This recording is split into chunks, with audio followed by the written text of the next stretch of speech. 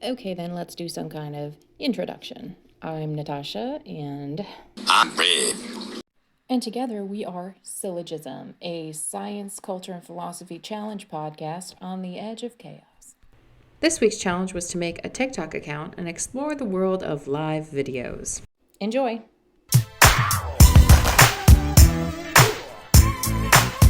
What's up, Shorty? What's up, Shorty?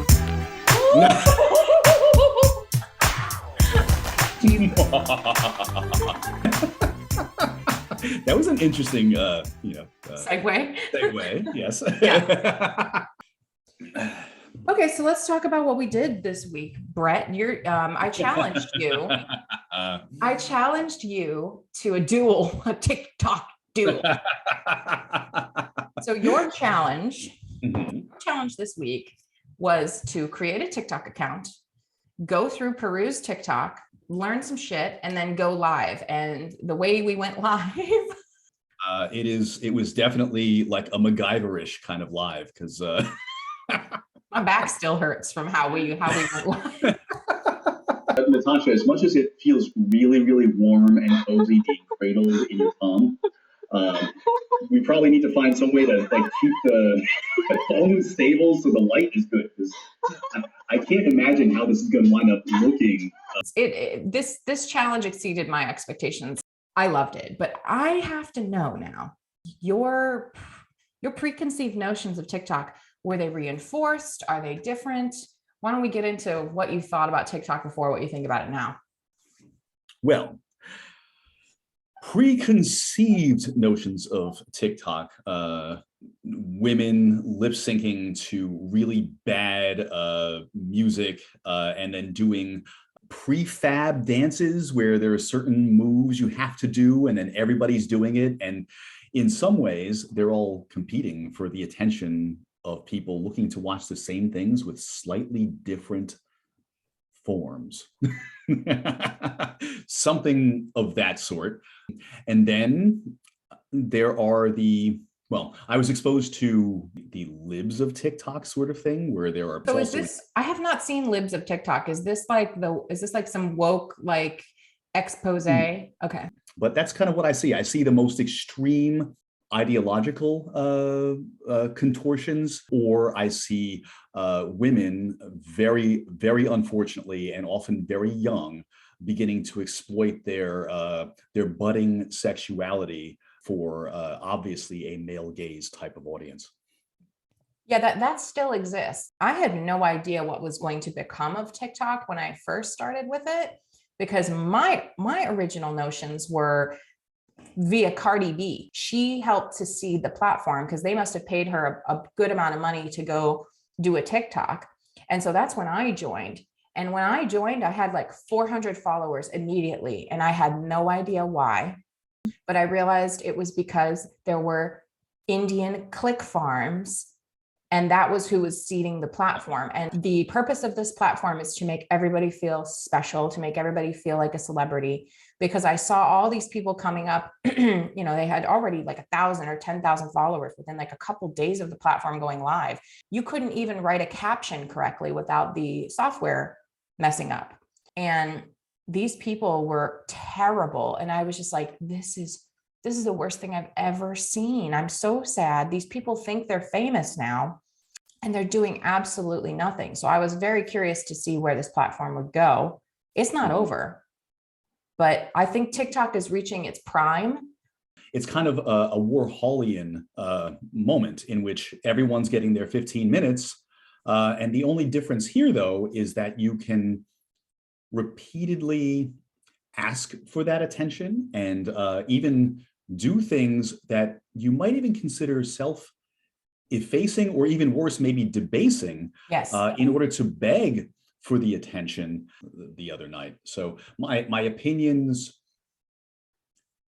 did not necessarily radically change, because it's clear that, like many of these social platforms, there was always a kind of attentional desire or motive for people to continue and then to ratchet up their behaviors. This is a prime example of people today believing that there is a destination rather than a journey.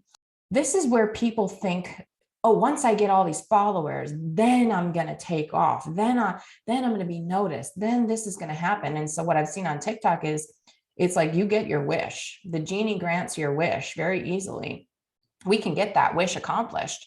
But then I see all these people, like I have one friend who has like 150,000 followers and no engagement. And he's like, why? And I don't want to tell him, but it's like, dude, because your content sucks. It's you're trying so hard to like keep the engagement. It's just not the vibe. Like, it's not the vibe. Stop! This is not unlike every dating app where it's really just, here's something imagistic. I can make a decision instantaneously based on almost like little microsaccades with my eyes. And then, hey, you're either valuable or not, but you're not a real person. And it shows in how quickly people's attention evaporates. People really like seeing themselves in other people. That's why people read stories. That's why people watch movies, is they want to relate. They want to see, how am I like you? And how could I be like you? Especially if you're cool. If you're cool, I want to know how I can be cool. And they don't even know that's why they're watching certain people. And then they get angry. You can see people who like hate follow other people, and they are so angry at the people they follow because they think, I could do this better. I know I could do it just as well. It's like, well, why aren't you doing it then? Do it then. There are two things going on, and I think they're interrelated, but it all really comes down to, it really is the erasure of the self. And so if I were doing this, but let's say I'm mimicking the words to a rap song and doing a silly little dance, it's both I can do it better, but both also I can be you. And very often you hear the words of a celebrity, maybe it's a pop artist or something like that, being mouthed and acted by some dance through someone else. And now all of a sudden you are the celebrity. It's like you assume their identity. There's no longer a you. And for me, that's simultaneously you achieving some kind of status, but it's also self-erasure.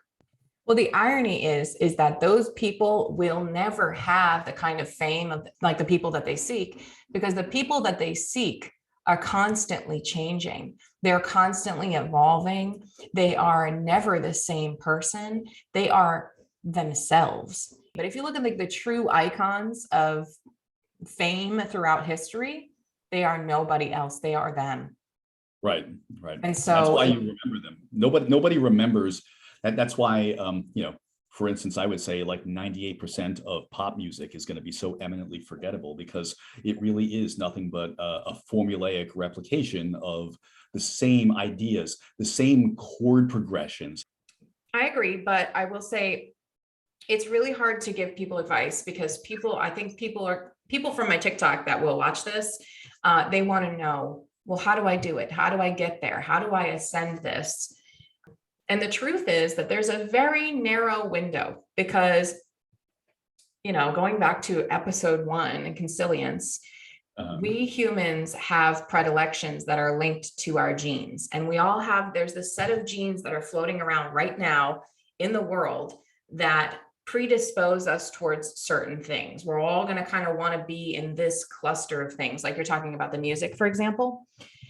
So if you're going to make music that's going to be a hit, like a true hit, like a true iconoclast, it's got to be close enough to that normal bell curve, but just outside of it, so that it's unique, memorable. It's a new offshoot. It's a tangent from what is already existing. And it's a very, very small window. And the only way you're going to get to be there is if your true self, who you really are, is like that, because those people have longevity. You can only put on a performance for so long. You have to be. So step 1 is you have to be being yourself. And step 2 is you don't have a chance if you're not being yourself, but you mostly don't have a chance anyways. So that's why so many people are conforming and following what they see as like a template for fame. Everybody wants a cookie cutter template to get to get the love and attention and validation that they're seeking.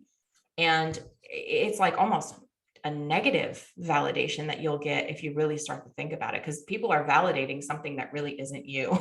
Maybe you're hoping that something about you shines through just enough that people will recognize, but the truth is it's not the case. Everything that I see that is a replica is eminently discardable. Totally. When you're talking, I'm thinking about this one creator on TikTok called Baked by Melissa.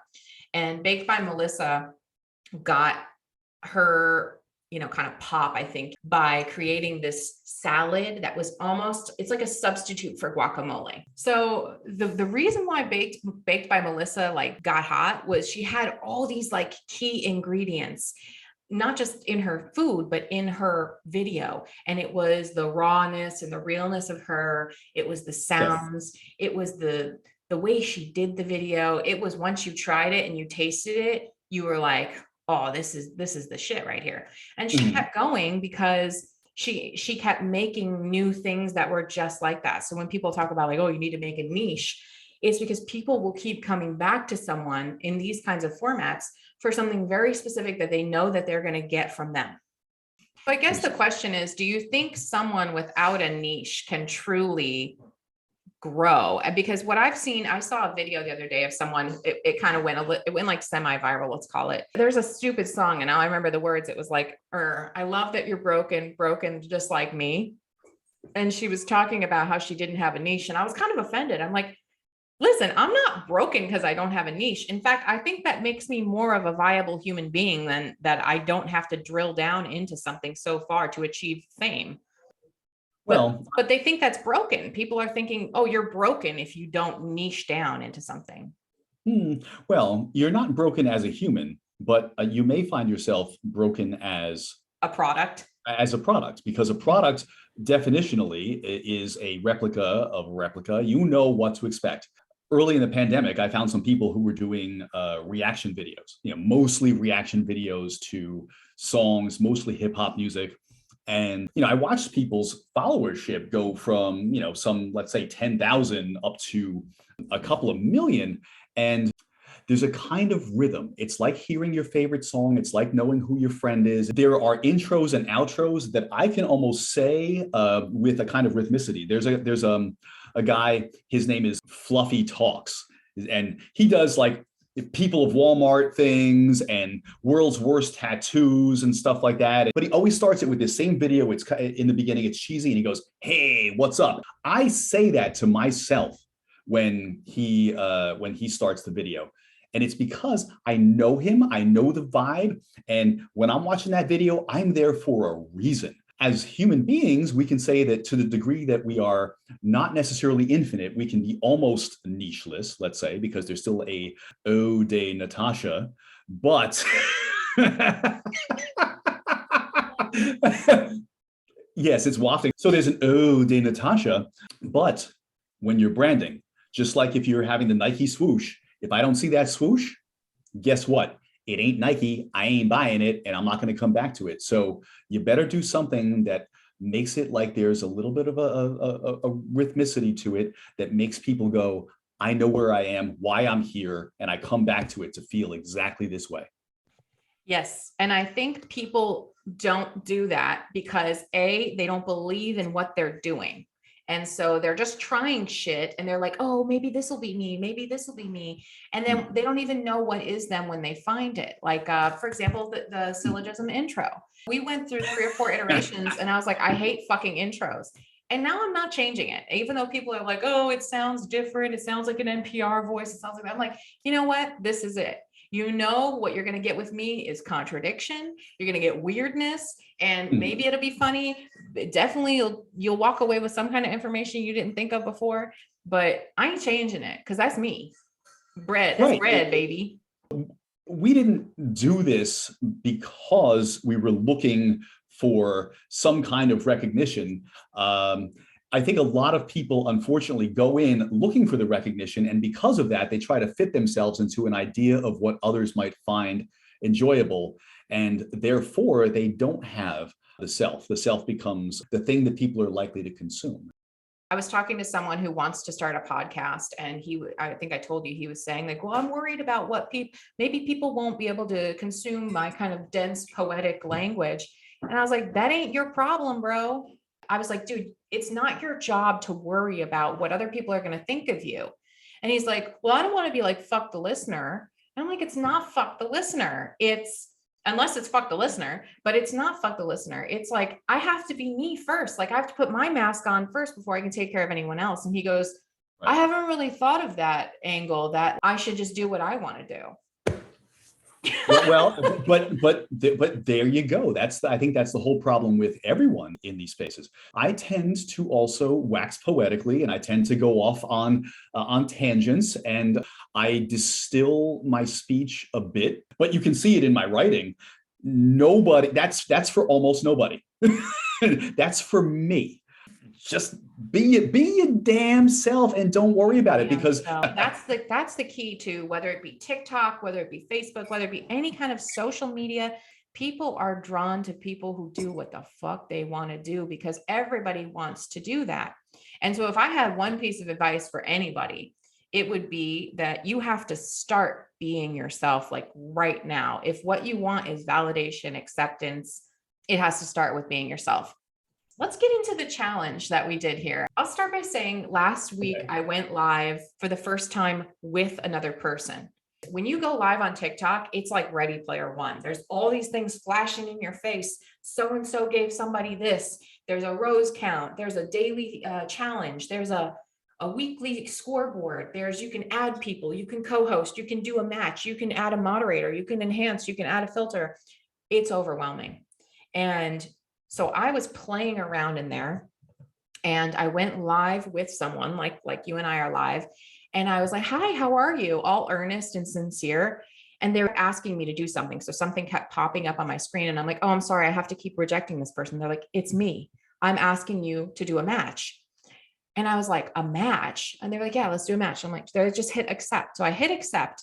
And then immediately the conversation was gone. It was dried up, because now they're pumping up the people who are on their side, because I can't see who's on their side and they can't see who's on my side. And so they're like, hey guys, welcome to the live. Welcome to the live. It's like a auctioneer.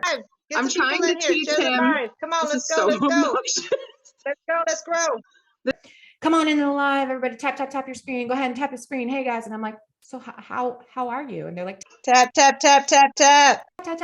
I'm like, what the fuck are you doing? And they're like, hey, but boss man 5,000. Hey, cool girl 12. And I'm like, are you talking to them or are you talking to me? And they're like, oh, you gotta say hi. Hey, I ain't seen nobody even come in. What's up? There's nobody coming in. So yeah, when they come in, you say hello. You start talking to them. This is how you do it. You're supposed to get people in the live. So I went a week and a half or so not knowing why the fuck people do this. And I'd ask every person, and every single person, you know what they'd say to me? They're like, I just want to meet cool people and have cool conversations. And I'm like, cool. What do you like to talk about? They're like, I don't know. And I'm like, the lie detector determined that was a lie. So we found out what the real reason is that they want to go live. It occurred to me while we were talking to, I think, Gangster Granny. Okay, let me share out my live. Y'all need to, the more likes y'all, how many likes y'all got up on the left? 6.5K. Okay, I have 16.9K. Oh dear. Y'all have. Wow.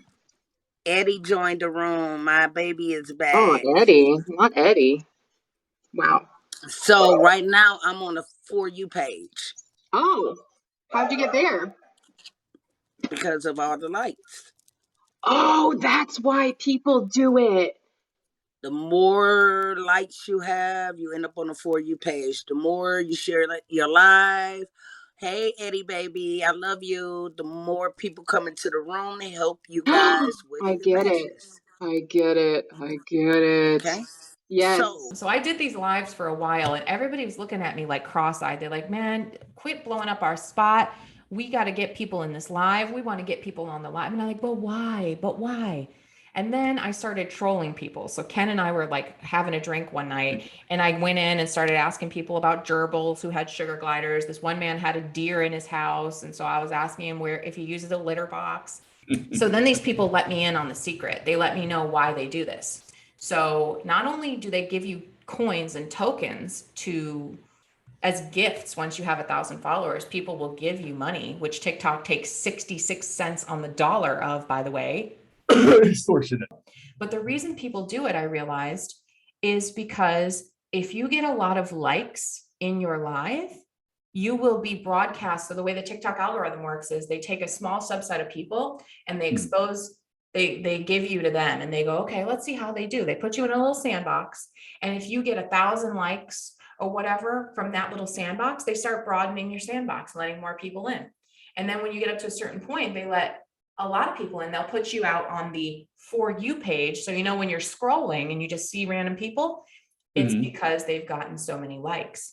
So that's why some of these people you see with 4,000 followers have 600 people in their live, because people are watching them right now. They don't want to commit to them as like a product. They're like, this is like a single use product right now. Like, I'm just getting what I need.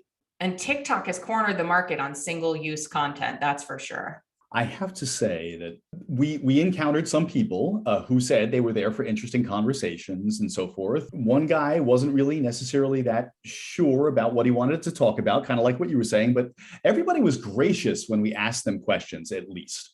And so that was nice. They were willing to give us information, because I went in openly proclaiming that I was a complete novice. But once it became these match things, well, I struggled to care, because it was schizophrenic. It was inauthentic, hyper ADD. There was no actual interaction. And now I have a bunch of people that I don't know supporting me, maybe for things that have nothing to do with anything that I'm saying or doing, just to compete with the people who are upvoting the other person, who they also don't know. And we, by the way, are also not even having a conversation. There's literally no actual interaction here that is meaningful or substantive in a way that would ever call me back to do it again. Share this live, you guys. Come on, share it, share it, share it. And that's what I mean about it being single use. It's synthetic. It's I say it's even worse, because I'm literally getting nothing. Although I do have to say that I think I made enough money to get coffee, maybe at Dunkin' Donuts, but like not a latte. You made $1.57. Make it rain in this bitch, $1.57. Okay, so speaking of money, I went on live with a couple different people who were serious about like making money. Like they are real serious. Yeah. Oh yeah. Give me some likes. Tap tap tap tap tap tap. Tap. Hey, Brad. What did you say, Brett? You struggle to see what's serious about this?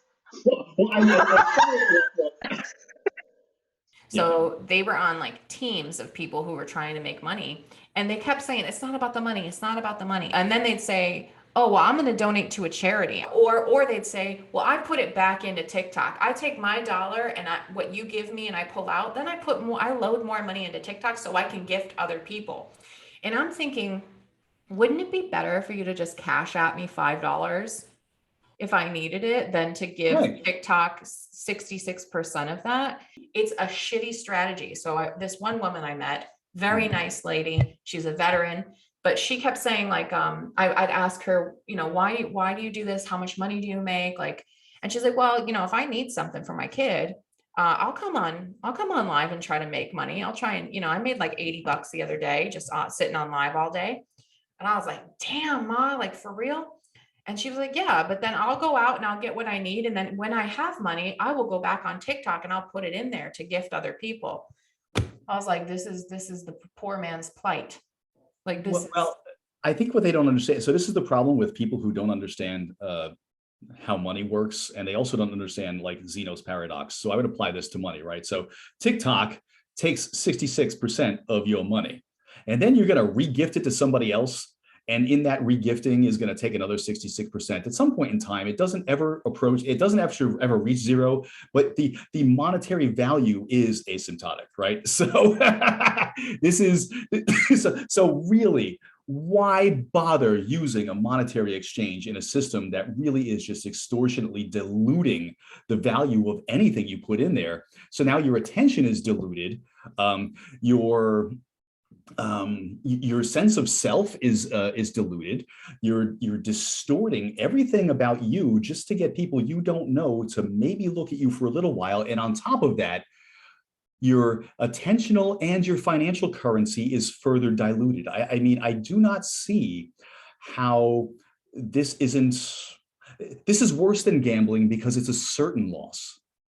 Yes, it is like gambling though. Like I said to one person, I'm like, man, I feel like I'm pulling the slots right now. Cause they're like, come on, y'all, tap, tap, tap the screen, tap, tap. And I'm like, okay, I'll tap. And then they'd say, oh, thank you, Theory Gang. And I was like, oh, you're welcome. You know, like I was like, well, what the fuck am I? This is like direct dopamine shots to like all of our brains right now. And it's gross. Right. But then what you're reinforcing dopaminergically is inattention.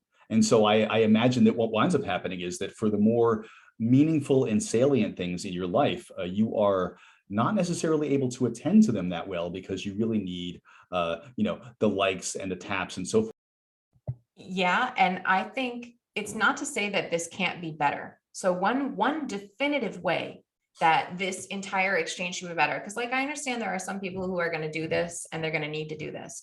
But if I could wipe the slate clean and start over, I would build a Web3 blockchain-based platform, because then it would be a Web3 DAO, decentralized autonomous organization, is basically a co-op where people contribute and contributors get their money back out. So what you put in, what you get out, like they're more close to equivalent. There's not this like diminishing law of return. We could have a little bit more checks and balances on what people get and how they get it, rather than it being coming from a dictatorial corporate ownership, which by the way, is banned in China. TikTok is banned in China, but it's made by a Chinese company. Come on. Wasn't there temporarily, at least here, an effort to, break up the Chinese ownership so that it should be owned by someone within the states, at least when it operates stateside, to avoid something like, cybersecurity issue. I guess even the Chinese recognize that, at least for kids, I thought this was how it was going, that they would restrict their access. Not that they would ban it entirely, right? But weren't they just, wow, okay, I didn't even know that. I remember hearing about like time restrictions so that it wouldn't interfere with schoolwork. No, TikTok is banned in China. They do have a different app that is similar. I haven't explored the app because I don't think it's available in the US. When I looked for it, I couldn't really find it. But why would they ban this particular app and then make a separate app? They don't want their stuff mixing with our stuff. They don't want Western culture infiltrating what they got going on. They also probably recognize the damage. Emotional damage. This is doing, and I think the CCP owns shares of TikTok. I think they own like 1% share of TikTok or something like that. It wouldn't surprise. Isn't almost everything corporate in China partially owned by the CCP? What's funny is people aren't recognizing how that is fascism. Like nobody calls China fascists. But it's just socialism, and that's good. Yeah, it's socialism. It's socialism where we want to call it socialism. No, I mean it's I think the situation with TikTok, first of all, I want to say that I wish people understood what was happening, but I recognize very, very few people will actually recognize it. Most people will drink water where they are led, and they will not question the source. They will not question what the fuck is in the water. They will drink it. So what you have to ask though is, why do people need to be led to a source of water like this at all in the first place? We're already there. They're not drinking water anymore. They're drinking Gatorade. This is idiocracy. One of the reasons that people are doing these things so much is quite frankly, the rise in isolation. This has become the very unfortunate surrogacy for a conversation across a dinner table, maybe the human touch and stuff like that. So there's so much that we're missing that this fills a void, but calories themselves are in fact empty. 100%. And that's why I think most people said to me, oh, I just want to meet people. And some people I've kept up with kind of like check in. They're very, very vapid, empty conversations though. And what I found is people are genuinely surprised when I ask them how they're doing. There's one girl, Eileen, who comes into my live all the time. She'd come in and always like, and I have no idea why. But what's up, girl? How are you? How are you? What's up, girl? What's going on with you today? And I ask people this all the time, and very few people actually respond. But she said, oh, I have a test today. So then we got into a conversation. So she's typing it while I'm on live. And I'm asking questions about it. And then I think she's like, oh, you genuinely care. And there was another guy the other day, I just put I put a green screen up and I said, tell me how you're feeling. And people came in and I could tell they were like, I'm just doing my work, right? But when people come in, I say, hi, how are you? How are you feeling today? And people were like, is this bitch for real? Like, she really wants me to tell how I'm feeling. And one guy came in and he said, he was very honest, which is rare. He was like, I'm really missing someone special right now. Lone wolf came in. And I was like, oh, dude, I think a lot of people are really lonely right now. And maybe you should reach out if you can. If this person's still around, you should reach out. If that's how you're feeling, you should reach out. And he was like, oh my God, I don't know why I needed you to tell me that, but I did. And so like that, he sent me money for that one. I was like, damn. Like, I was like, okay, unexpected. He found value in that genuine connection. So people are drinking Gatorade at the pond, but they really fucking thirsty for water. Like, they really need the sustenance that they're seeking. So I think there's a lot of room. I want to be optimistic about this. I think it's a beautiful thing what's happening here. You're watching people form these communities, if it's digitally or whatever, but there's a central need, there's a central draw, and they want acceptance, love, validation. They want to see themselves in other people. They want to connect. They want to cohere. And that's why I'm so excited about these DAOs that I've started working with, because these decentralized autonomous organizations, they all seem to be people who want the same thing. They want to take digital things, bring them to physical reality in wherever possible, and do things and connect with people around work and meaning and purpose. People are so anti-crypto. What I've noticed on Instagram is like, there's like these irony-pilled memers, most of them, they're so anti-crypto.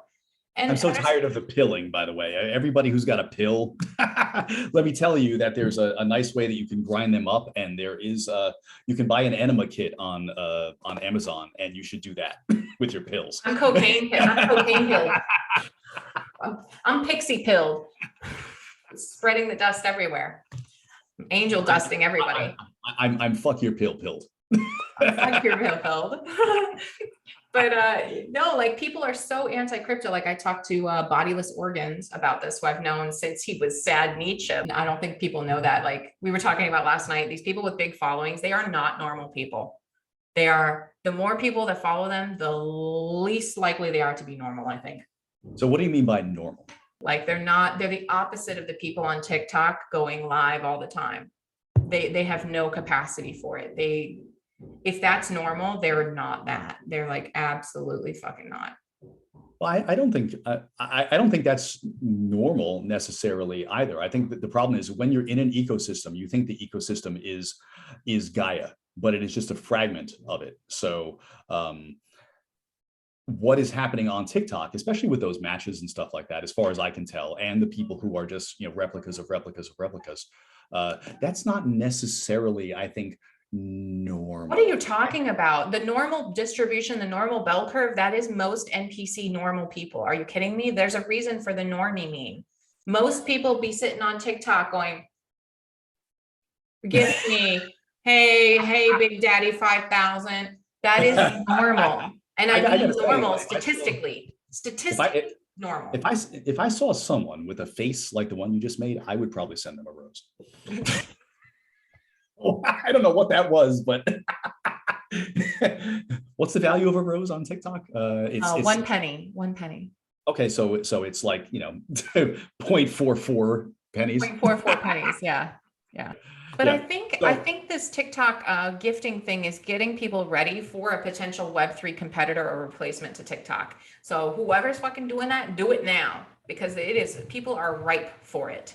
The only thing they don't know how to do yet is to extract the money. But I think what we need lower gas fees on this kind of stuff, but people will pull it out quickly. People are not like long-term investors, but it doesn't matter. All you need is transaction and movement on a monetary network for it to be a viable currency. So I can't wait to see a Web3 TikTok replacement. It's going to happen. I give it 3 years. We'll see it. Yeah, and it absolutely ought to happen, and sooner rather than later, because the people who are doing this in part for the attention that ultimately results in money could use some legitimate way of making money that actually gives them almost all of the value that they put into it in the first place. Yeah, I didn't plan on talking about DAOs on this, but I think people who are on TikTok, if they have the long enough attention span to pay attention and listen to this to the end. If the longer you stay on TikTok, the less likely you are to have the attention span. My mom said, I was talking to her about the podcast, and she was like, they're too long. And I'm like, oh yeah, which ones have you listened to? She's like, all of them, but I only make it a couple minutes in. I'm like, well, yeah. And what, by the way, is that symptomatic of? Could she, for instance, read a book where you have to invest 15 hours of your own time, let's say. But she's a speed reader. First of all, she's a speed reader, and she only reads like raunchy Harlequin vampire shit because it elicits a feeling or a response she needs. Yeah, she needs to escape from reality. And she should read more slowly. I can't even. So I tried some of these speed reading things. I have a very naturally high speed of reading rate, very high, very, very, very high. So fucking fast. Oh my God. High. So anyway, I've tried a lot of these programs, and really, your comprehension, no matter what you do, drops down below whatever would be normal for you as you accelerate when it's artificial. So if you're a naturally fast reader, your comprehension will be as high as it normally would be. The second you start trying to overclock, the overclocking does something to the resolution of the stuff you take in. But what's the point of speed reading anyway? You have a finite number of books you can read in your life. If you just let go of this need to compete, or this need to consume, or this need for something, you'll just be like, oh, I can enjoy the book that I'm reading. Well, and what are the analogs to that? So what's an interesting way to circumvent going to school and or taking even a certification kind of course and learning something profound about a topic? It's let me Google it and see what it says on Wikipedia. And this is not. I think we're moving out of that. I feel like that was a very 2010s way of existing. And I think we're moving more into, I don't want to say trusted journalism again, but people go to specific people to learn things because they trust them and they believe that they're going to be able to communicate the valued information that they need. And I think that's where we're headed. Yeah. But you're still going to need to be able to pay attention for a little while, and you might trust someone to digest something for you, but the fact of the matter is that when you get something that's pre-digested, you don't know what was there to begin with, and so nobody knows be getting something really good, or you might not be getting great thought. So there are people that I follow on YouTube, and I respect their intellects, and they shall remain nameless, but every so often they come across with extrapolations that just kind of don't make sense. And you have to be, no matter what, continuously aware, such that no matter what you're getting from anyone, you're not just accepting what might be the pablum that's coming through, because those people are also subject to their biases and errors, and they're likely to lead you astray. And so no matter what, you need to be at least cognizant of the possibility that the people you most enjoy and respect are also capable of errors. Do you though? But I do, because I listen and I go, well, yeah, I get that. No, You're rational. You're rational. That's some bullshit right there. But don't you think this is like some rationality drive that we all have? Like, we all have to be super rational. If there's one thing I've learned on TikTok, that people do not act rational, even if their behavior is a result of a rational pathway, it stops there. Well, this is the, what is it? The Haitian elephant and rider thing, right? So basically, you know, you got a little thing in there that might be able to steer it, but the elephant wants to go where it wants to go, and you ain't steering shit. You ain't steering shit. You're making little tiny nudges. And it is very difficult and extraordinarily, I would say, energetically expensive to remain cognizant of what's coming at you, and to actually consider its meaning and its ramifications as it's being presented to you. And I do not think that is necessarily normal, because most people will try to find things that they resonate with, and you must resonate with it in total. Otherwise, you're going to find yourself flatly rejecting it. And so I don't do any of that. The times that I do that, though, are when I'm listening to something and the train of thought is so bad and I find it so disagreeable that I'm spending so much of my time arguing with it and going, that's crap, that I have to shut it off, because literally nothing is making sense. But if you find the kernel, yeah, there's a threshold so that I can disagree, but still respect the source and continue to come back. So I will partition that.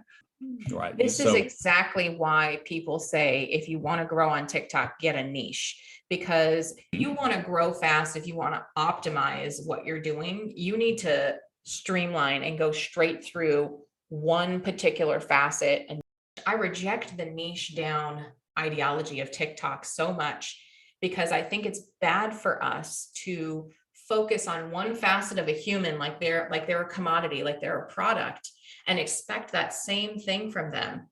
We need to see people more broadly, and that people can make mistakes, people can be wrong. I might be wrong, forgive me.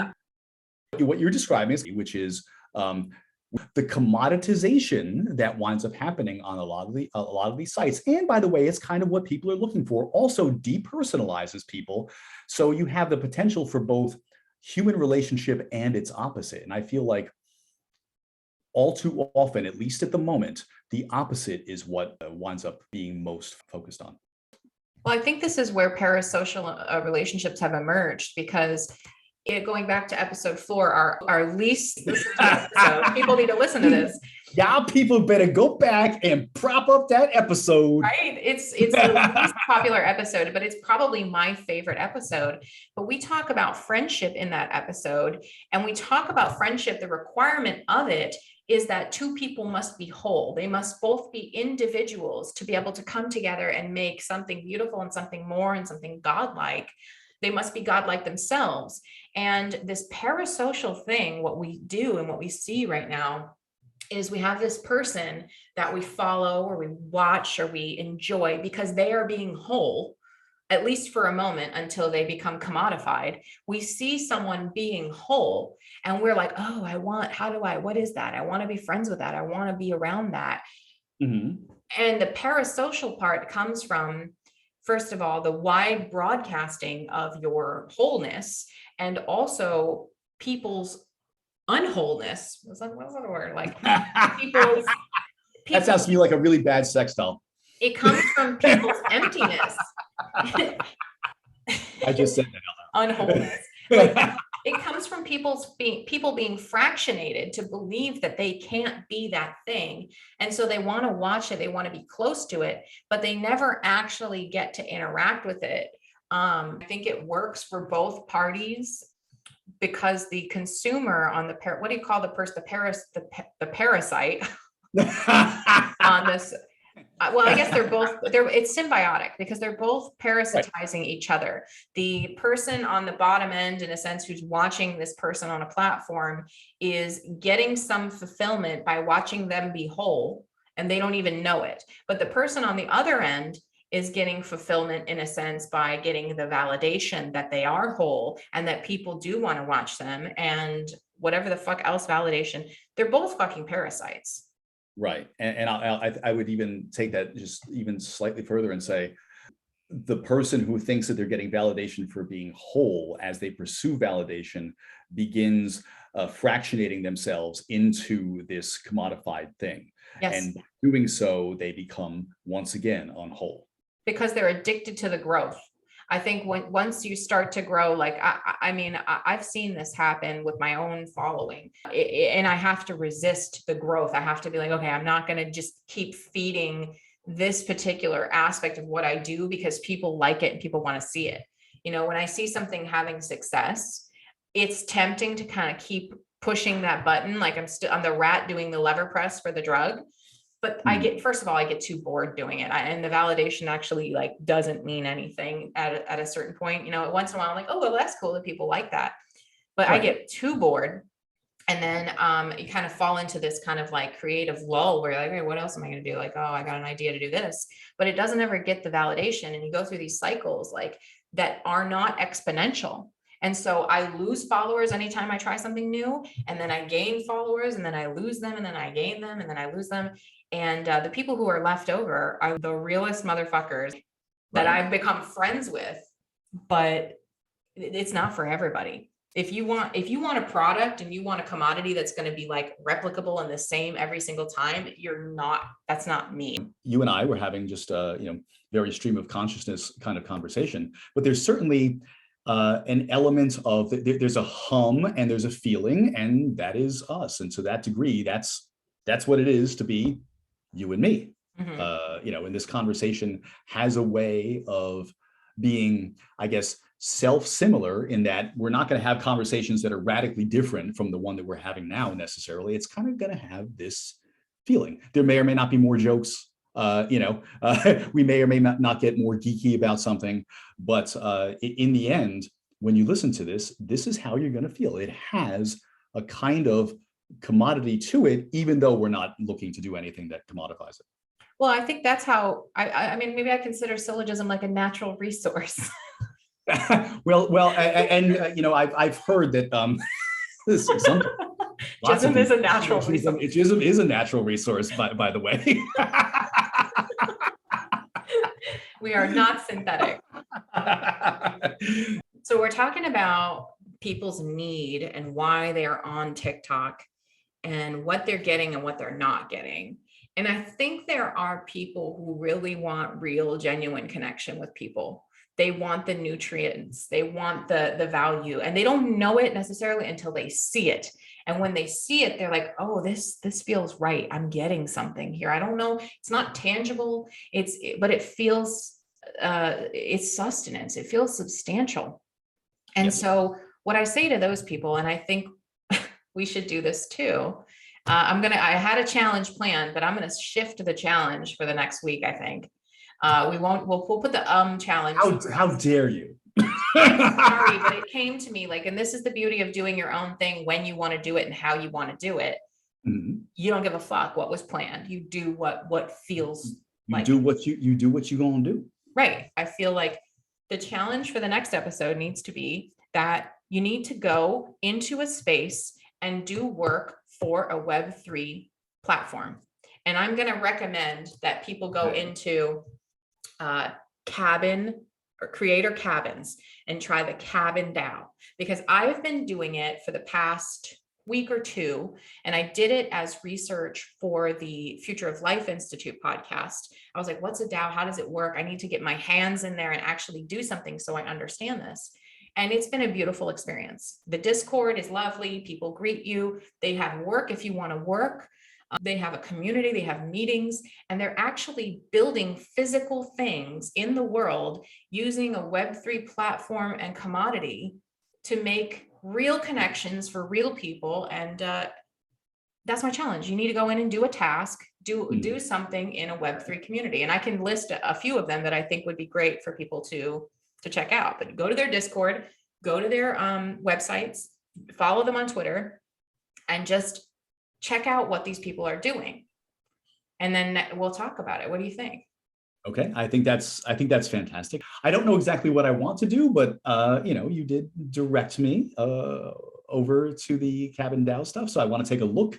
There's a part of me that thought to myself, I would do this. I should do something where I just not only engage with it, but wouldn't it be interesting also to be able to participate more physically? So I think I should mention what Cabin DAO is before we get into this, and why I'm excited about it, why it follows after doing this TikTok episode. So as I've been saying throughout the episode, I think a Web3 social media platform could really do a lot of good for people who do need money, people who hopefully eventually will get paid for their data. And we'll talk more about this when we do our Future of Life application. But I think one of the big things that needs to happen in this world is people need to own their own data, for one, and then people need to be able to get paid for their data and whatever they choose to do with it. So, when I go on TikTok, my videos should be mine, not TikTok's.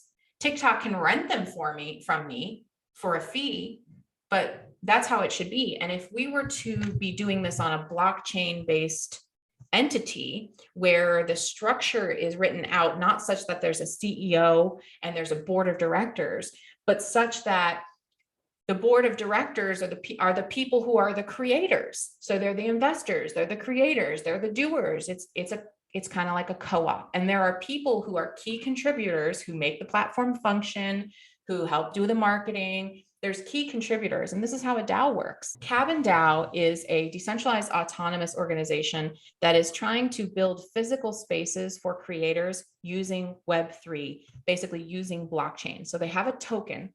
So you can get paid Cabin tokens to do things for this organization, physical things. So I got paid to do a Twitter thread. I listened to their podcast and I took one of their bounties on their, they use Clarity, which is a task application.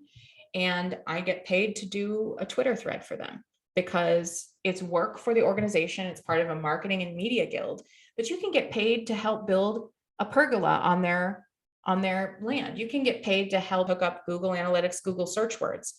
There are multiple opportunities, and you can be as much of a contributor as you like. You can do like freelance contributions, or you can be a core contributor, which is to say you show up and do all kinds of tasks for the DAO, but you get paid just to kind of hang out and do stuff with them. It's a company, so to speak, but it's by us, for us, kind of like, you know what I mean? For us, by us. It's FUBU. It's FUBU, yo. And what I like about this is it removes people from the alienating and almost narcissistic self-centeredness of being alone in a room and begging people for attention. And it allows you to do something meaningful that helps other people to live meaningfully. And you're adding value to something that you can ultimately physically touch, you can visit, and you can then further exchange with those people. You're part of something greater than yourself. And it really is much more like what humanity really always was, until we started dividing ourselves further and further away from our communities. Let me do a shout out to everybody who was gracious enough to come into our live. I want to say what's up to Gangster Granny 615, first of all. Okay, she was amazing. She was amazing. Gangster Granny and the Rose. Living Dead Girl. Living Dead Girl was hilarious. Yeah, she was awesome. Kimbo Slice. What was Kimbo's actual name? Fat Castle 36. He actually had the best hair. I think he and I were in like a who has the best hair. That was a wig, right? You know that was a wig, right? Yeah, but I aspire to have hair so good that it looks like a wig. Okay. And then Pistol Perez. Pistol Perez is the only moderator I have now who's amazing. She's hilarious. And afterwards, I found out she was a bounty hunter for 15 years. Wow. Wow, that's amazing. So that's a whole story unto itself. Yep. It was She because gave of me her. roses. She Yeah, was she awesome. was awesome. And then my boy Adam C, who always comes in and likes me. I feel like a lot of these people are like, they're people who actually would want to like do stuff. Like I think the Web3 stuff, y'all should do the Web3 challenge with me. If you need help and you need resources, maybe I'll do a bunch of TikToks about it. But what the Web3 challenge I think would be really great for all these people. Glitter Punch came in. Glitter Punch was talking to me earlier, and Biscotti was in there waiting for us. Biscotti Creations was sitting there waiting for us. We never got to interact though, right? That night. No, but she was waiting for us in the live. She's like, what are these idiots going to do? And then of course, Lone Wolf, who was very sweet to me earlier in the week. This was a fun challenge and I'm really excited for the next one. Yeah. And everybody made me feel very welcome. So thank you everybody. Because I did not know what to expect. And you expected twerking and there was no twerking. I expected twerking. I expected to have to twerk. I'm almost a little disappointed that I didn't get to. If you want to bet, I know you're working on that. Is that a challenge? I am not. I may twerk for cabin coins.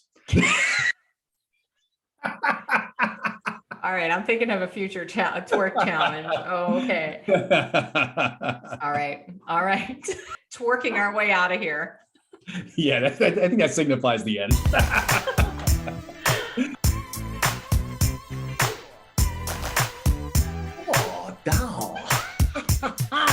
These people will be like, I can't believe I'm fucking watching this shit. Oh my fucking